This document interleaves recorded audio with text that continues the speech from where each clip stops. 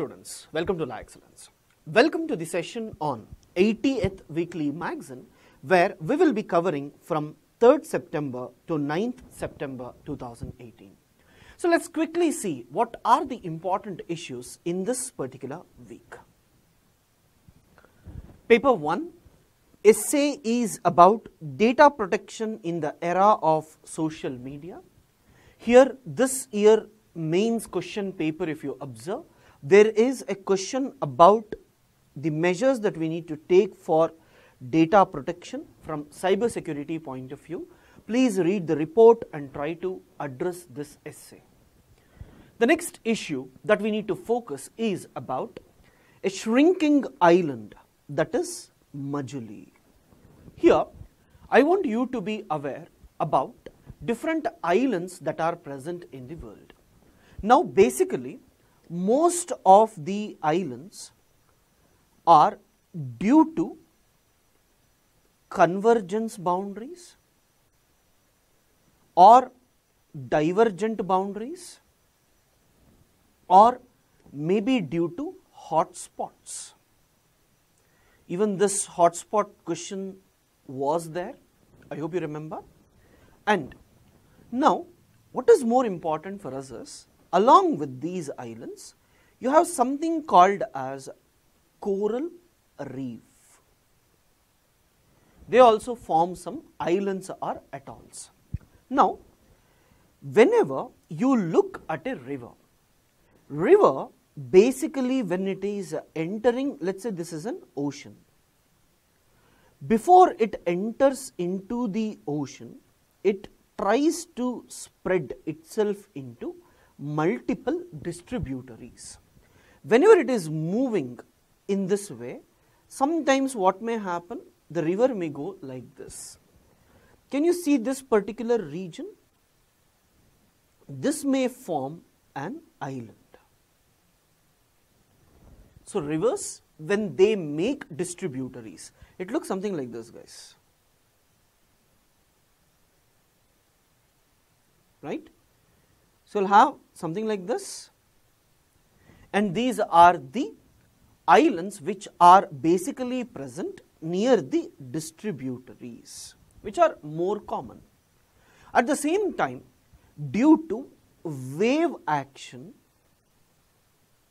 right? Wave action, if you just consider this as the coast, whenever the waves they come, they may deposit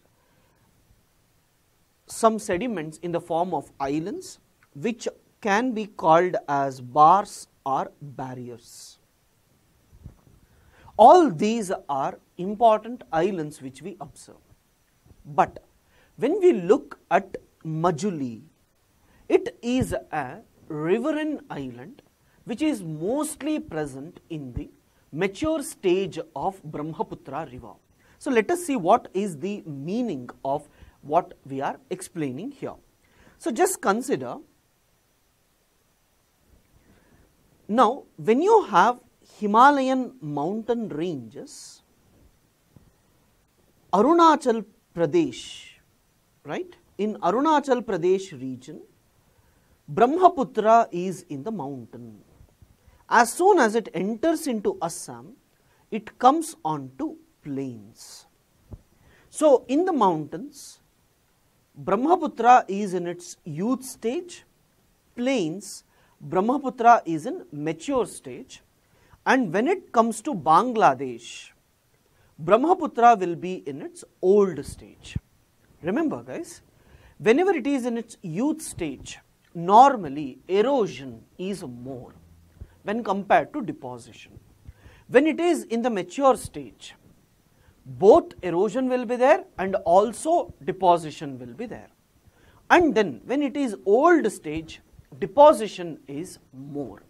Here I want you to know that whenever the river is in its mature stage, it meanders in this fashion.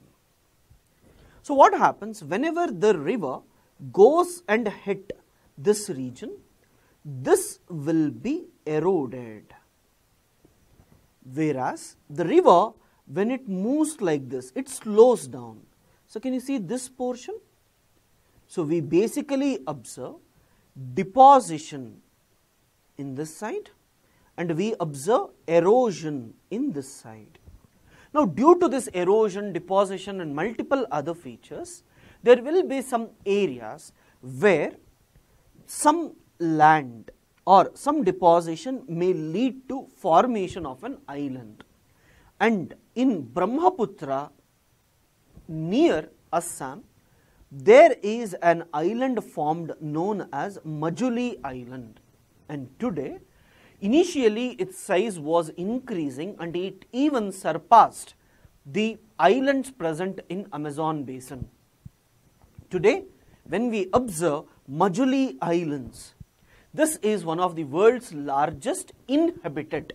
This is very, very important. There are many islands which may be uninhabited as well. That is, people may not be present in that. But Majuli Island, people are present. Very, very important topic for you. Is this clear? It has the Guinness World Records. But today, this is in news mainly because the island, earlier it was the phase of deposition. Now it is undergoing a phase of erosion. The island is reducing in size, and people say one of the main reason for this is frequent flooding in this particular region. That is frequent flooding. 2-3 times it has flooded and it has led to erosion. So this is very, very important for you.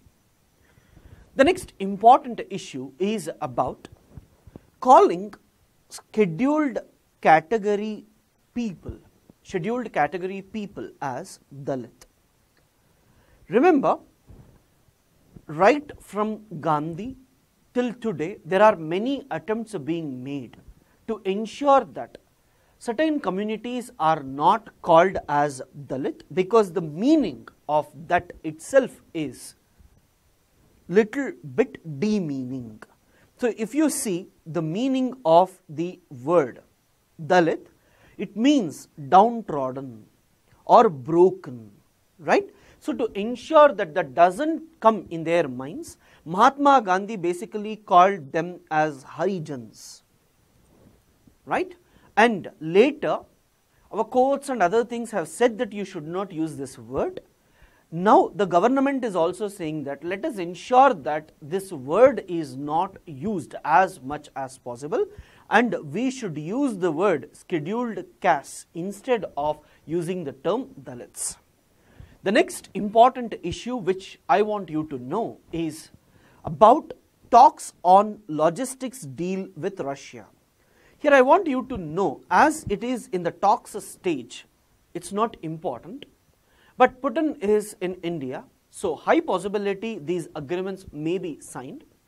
Why is this important? With United States of America, India has signed Logistic Exchange Memorandum of Agreement.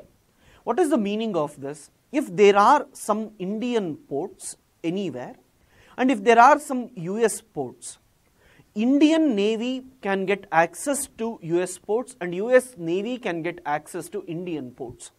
This agreement is known as LMOA. Now when India signed this agreement with US, many felt that India is becoming much closer to US than becoming closer to Russia. At this point of time, to convince the world and also Russia, India is talking with Russia to have similar agreement so that Russia will not feel that India is moving much closer to US, right? So this is very, very important for us. From geography through maps point of view, one important province which may be asked for sure is about Idlib province. This province is in Syria. Now, ISIS is capturing this particular, or ISIS is maintaining this particular province. So UPSC may ask you, Idlib province is in which country? It is in Syria, right? Now, along with Assad government, Assad is the president of Syria. Along with him, Iranian forces and Russian forces are acting or fighting against ISIS. This will ensure that ISIS will be completely removed from Syria. It's very, very important for us to see this particular aspect.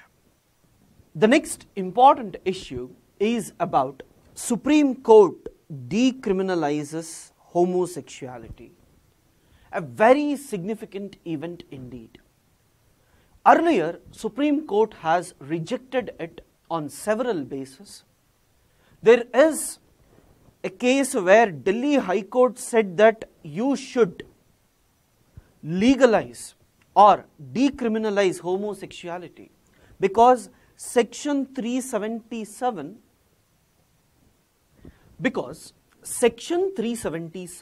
was actually introduced by Britishers, and Britishers removed it, but India still continued. And in one of the judgments, Supreme Court said that these people are minuscule minority and we shouldn't bother about these people much, which is also not so interesting and good, because the courts have to ensure that even the last person gets his justice and right.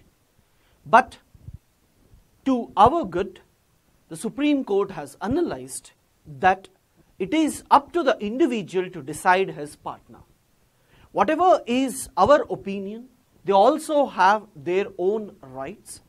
Whatever religion, whatever things we follow, it's important for us to respect that humanity is more and human rights are more important than the religious consciousness.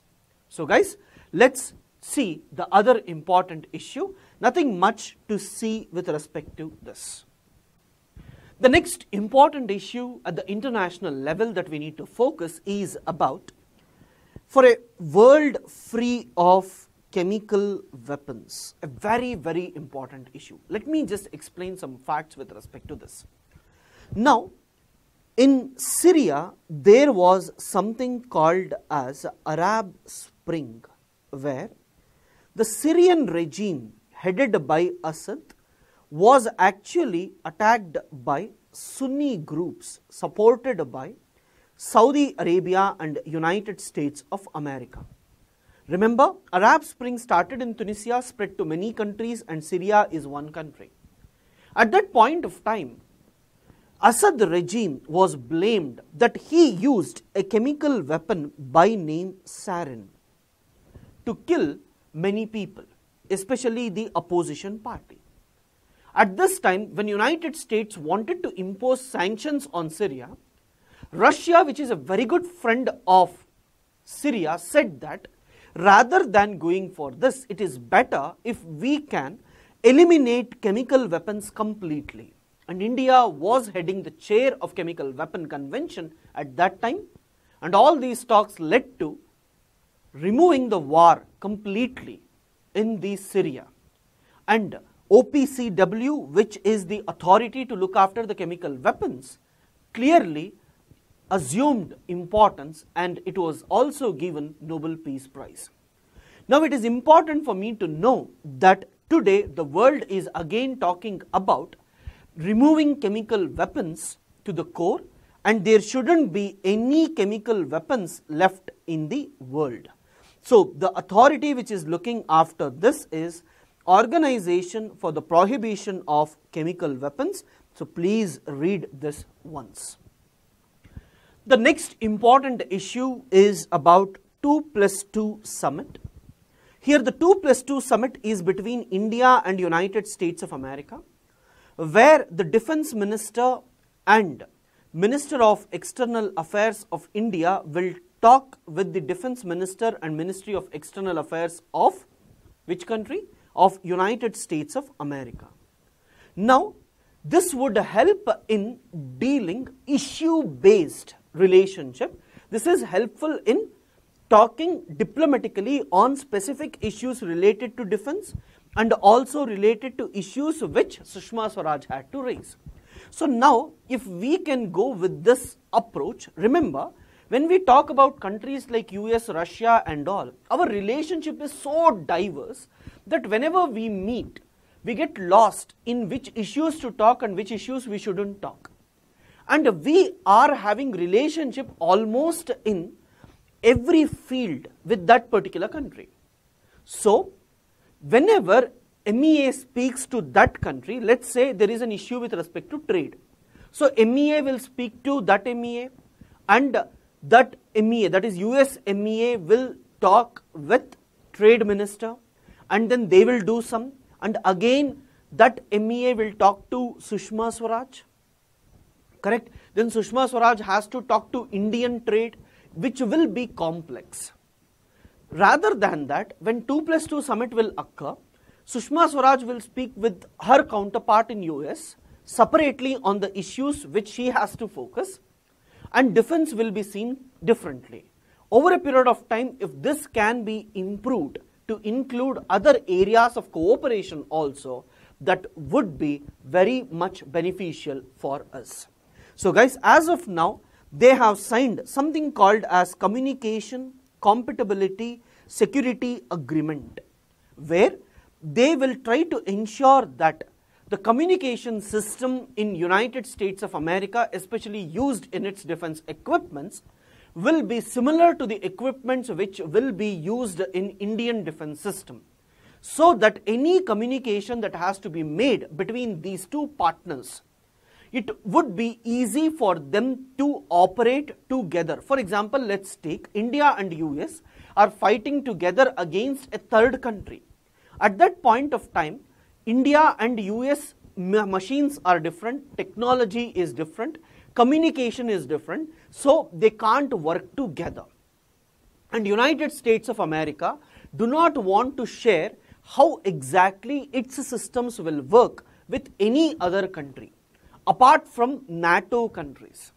Now, US has agreed with this agreement that whenever they are giving some good defense technologies to India, then that will operate in such a way that US and India can work together.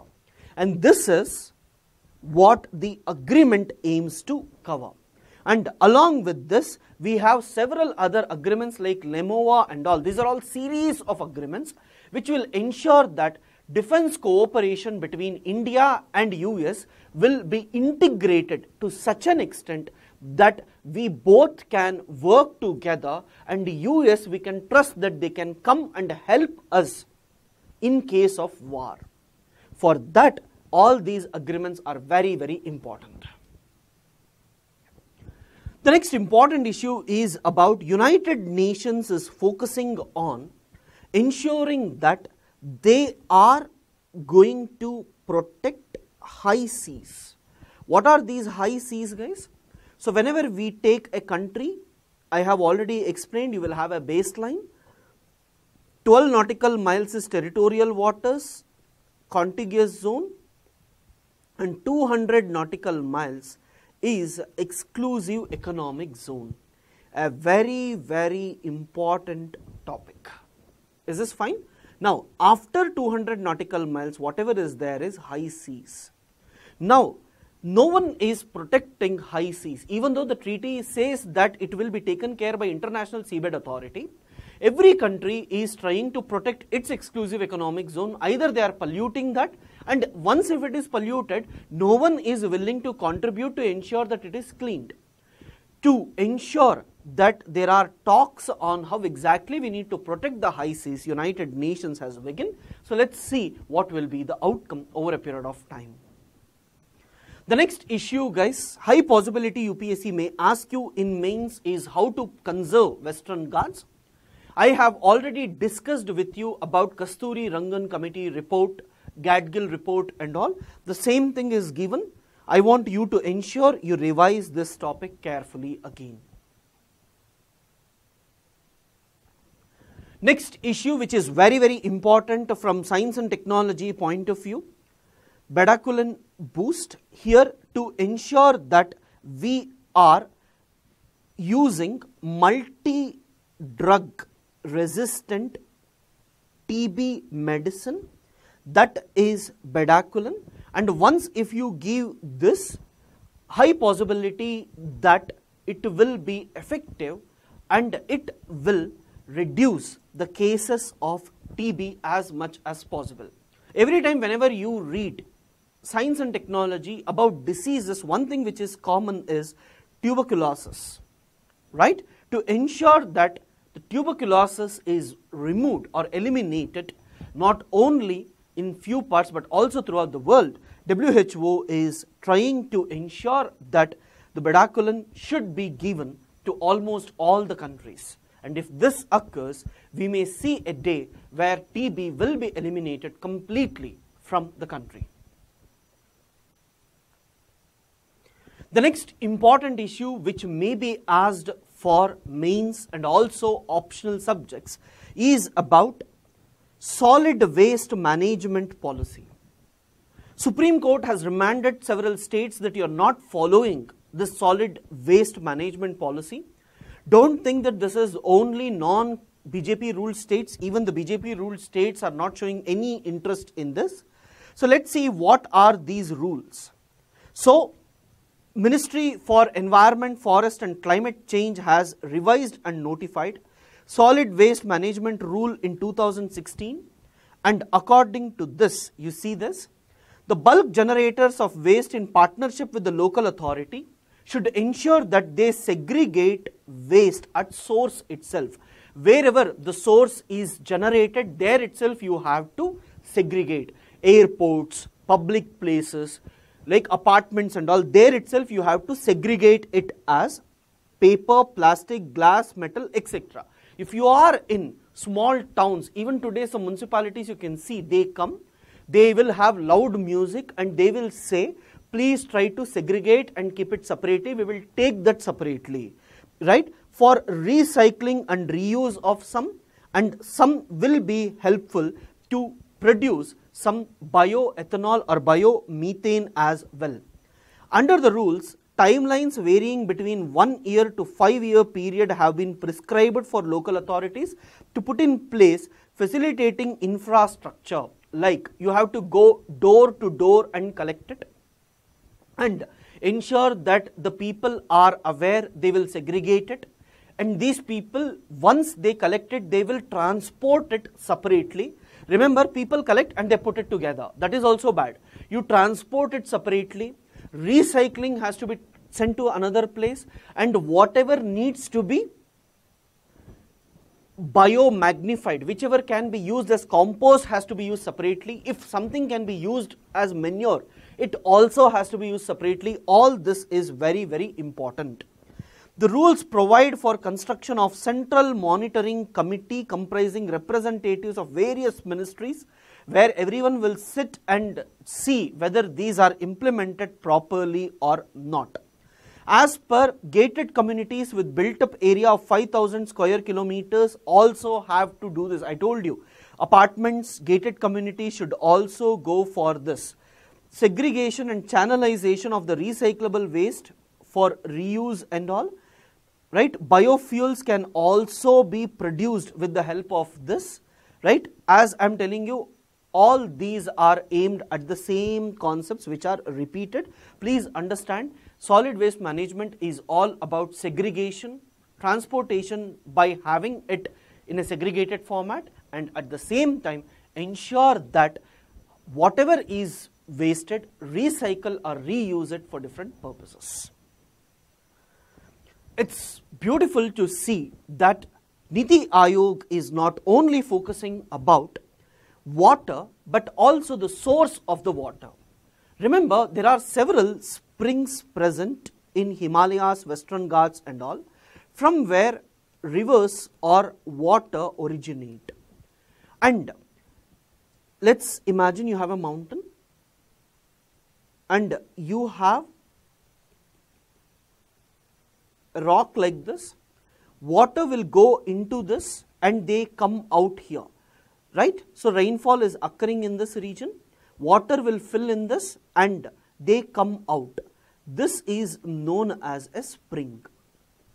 Okay, now we need to conserve this spring is what the plan actually is. So guys, please try to see that whenever you maintain or protect the spring, then the benefit is the river will sustain easily.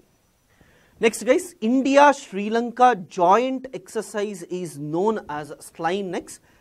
Prelims they may ask you, and it was held at Trincomalee, a port which is given to India. The next important issue is about post office. You know that after several courier services, post office has no role.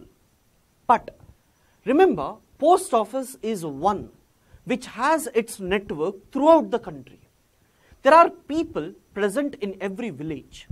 So, we can't lose this network.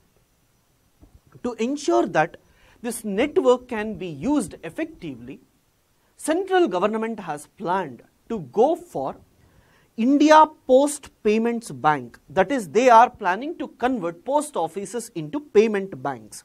This will ensure that it will reach to 1.55 lakh post offices across the country. Now, it is a public sector company which will be under the Department of Posts and Ministry of Communication with 100% equity of central government and no contribution by the state government. Remember, they may ask you for prelims these points. I am reading it out. Please try to observe and understand carefully. It is under RBI, right? It started operations. 2 branches, one at Raipur, another one is at Ranchi. They will offer you 4% interest rate on savings accounts. Will arrange a range of products such as savings and current accounts. Money transfer facility will be there. DBT, because most of the rural people, they need to get money for Narega and other schemes, that will be provided. Bill and utility payments will be made, current bills and all. Today electricity is reaching, tomorrow water will reach. Whenever that occurs, you need to collect the money as well. Direct benefit transfer, government is planning to go in agriculture and multiple other sectors. For that it is required. Merchant payments, when you are going for Amazon or some other products that may be important. Remember, banks have failed to reach to the last person possible. That can be achieved through post offices, right? And then payment banks are non-full service banks. That is, they won't give all the services. They give some selective one which is possible at that particular level. Now, its main objective is to increase financial inclusion. These banks have to use the word payment bank to differentiate it from other banks, right? The capital requirement for this is only 100 crores, right? And should have a leverage ratio of not less than 3%. Don't worry. Foreign shareholding, if we talk, as per the FDI policy for private sector banks, will be amended from time to time. Apart from amounts maintained as CRR with RBI on outside its demand and time liabilities, it will be required to invest minimum 75% of its demand deposit balances in SLR. Now, when you look at other banks, it is 25%. Now they are reducing it, right? So if you see other banks, maximum is 25%. Now it is 75% from demand. Later they will be going to reduce it so that there won't be any issues with respect to this. Payment banks will not accept huge money. They will accept deposit up to 1 lakh itself. See, because these are poor people. If all this money is given for loan and other things by the payment banks, then the issue will be they may not have enough money whenever the people need it. So to ensure that the money is stable and protected, SLR has been increased. They will not lend to customers and will have to deploy their funds in government papers and bank deposit. Please understand the difference. SLR for others is 25% and for payment banks is 75% because other banks have to lend to people and earn income. But this need not do it. It has to invest in the bonds and some bonds will give good returns, and that has to be utilized. Remember, it is not interested in loans and all. What you can do, you can deposit your money, you can withdraw your money, you can do some payments, some transactions. The promoter's initial contribution to equity capital will have to be at least 40% for the first 5 years, so that there is some trust that they will effectively, else they may take the money, say that it is bankrupt and escape. They can accept demand deposits. Yes, payment banks will initially be restricted to hold a maximum of 1 lakh per individual customer. They can issue ATM or debit cards but not credit cards. Why? Loans are not available. Remember, this can be a point asked. They can carry out payments and remittance services through various channels, right? They can take money and give it back to others. Distribution of non-risk sharing simple financial products like mutual funds and insurance products is allowed. Remember, wherever risk is there, these people cannot go there, because here they are ensuring that people should not lose trust in the money that is deposited in these banks. Last one we need to focus is about India awaits longest railroad bridge, right? So when we talk about this, Bogibeel Bridge along Brahmaputra in eastern Assam is India's longest rail and road bridge that is coming. Geography optional, guys. This is important. Even for GS they may ask you. Please be careful. Factual data is there. Go through it once. The last one which may be asked is about MOVE. What is it? It is about the Global Mobility Summit aimed at revolutionizing transportation and ensure the transportation is safe, clean, shared and well connected. It is affordable, it is accessible, and it is also inclusive.